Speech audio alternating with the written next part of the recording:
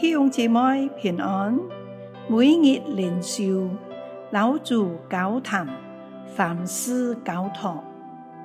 今日愛讀嘅經文係詩篇37篇第5節，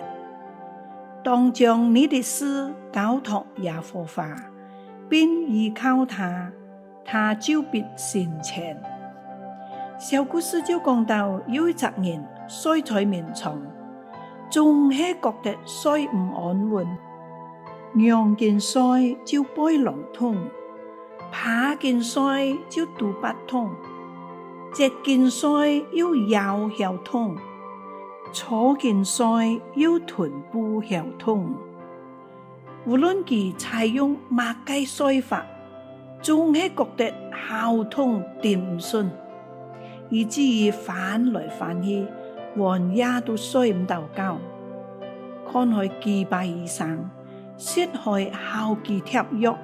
一切都冇過效。有好心嘅朋友就建議佢，做乜唔檢查下人嘅證尿，看看有冇乜嘅問題。佢就拉開證尿一看，原來底下有一隻硬邦邦嘅青頭仔。我就嚟默想，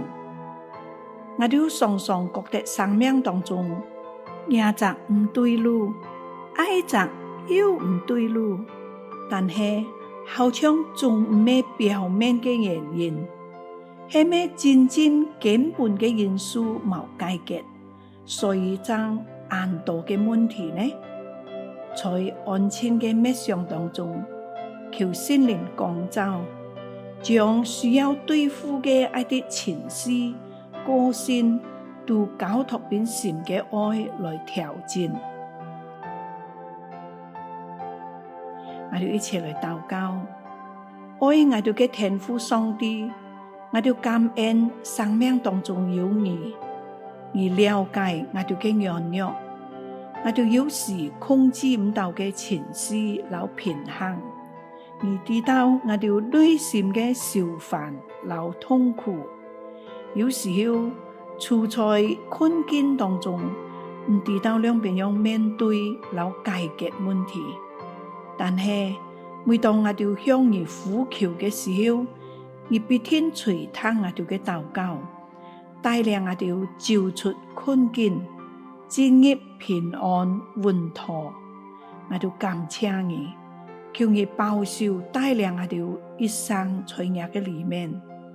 禱告係奉主耶穌基督嘅名，阿們。